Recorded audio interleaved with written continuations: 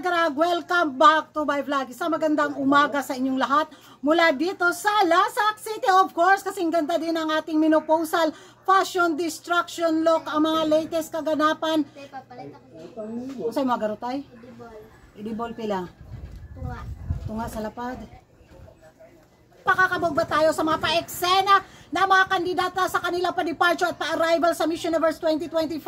Nako, of course, Miss Universe season na mga karag-karag at ito na nga yung pinakakaabangan kong mga pa-eksena galore, kung sino yung mga bansang mairita, bitaw kung sino yung bansang mga agaw ng eksena para mapag-usapan, at isa talaga sa trending ang bansang Estonia sa pa-eksena doon sa kanyang pa-departure, bitaw na Barbie in the box, na kung saan kinundi na talaga ito na mga taga-takos dahil natabunan nga yung mga pa-eksena na mga Latinas na mga kandidata. At dahil nga dito mga karag-karag sa kanyang pa-arrival na naman, na kung saan umeksena din ito sa kanyang pa-tribute sa namayapang reyna ng Thailand, ay naku, gigil ang mga taga-Venezuelan eksena galore nila. Mga agaw daw ng eksena si Estonia dahil nga natabunan yung mga pa-eksena ni Miss Universe Venezuela 2025 sa kanyang pa-arrival bitaw sa Thailand, na kung saan nagdala siya ng maraming mga pa-army galore na mag-aasikaso sa kanya, na hanas naman kanyang mga kapitbahay na mga taga-Latin community.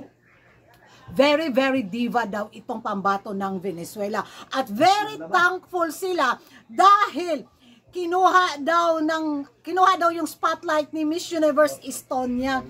So nga daw ang pa-eksena ng Venezuela, mga karag-karag, nagpapasalamat talaga sila ng bongga dito kay Miss Universe Estonia. Oh, di ba?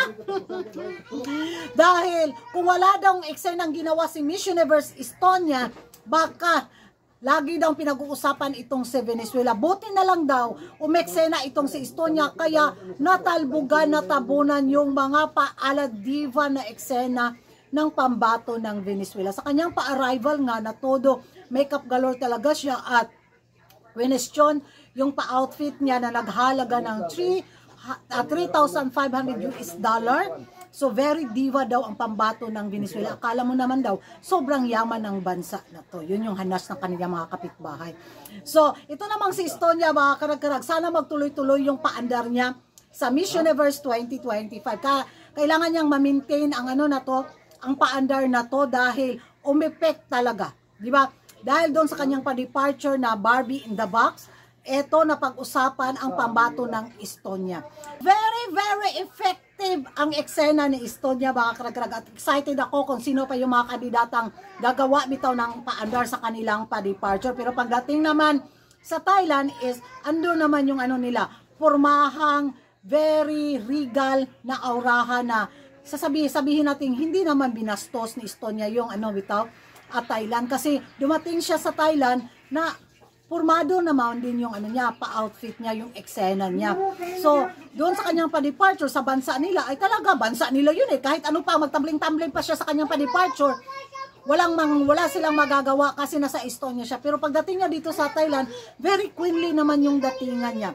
Ganon lang talaga yung trigger na mga taga-Takos community sa kanyang naging pa-under, kasi hindi sila nakaisip ng ganon. Naunahan sila ng bansang Estonia. O, di ba ngayon, patok na patok. Kahit sabihin nilang pang Miss Grand yung eksena, pero hindi niya ginawa sa Thailand, ginawa niya sa bansang Estonia. Kaya gano'n na lang yung gigil nila, kasi yung mga paandar na mga ibang Latinas candidate ay natabunan dahil kay Estonia. Naku, excited ako mga karag-karag sa maging paandar ni Atisa Manalo sa kanyang pa-departure sa Miss Universe 2025. Ewan ko kung anong paandar yung gagawin ng ating pambato. Sabi ng iba, mga chismoso at mga chismosa ba, sana sumakay daw ng buaya si Atisa Manalo sa kanyang pa-departure sa Manila, para lalo daw mag-trending at matalbugan din si Estonia. Siguro pwede din, no? Sumakay ng buaya si Atisa Manalo. Nako, grabe siguro trending na yung mga karag-karag.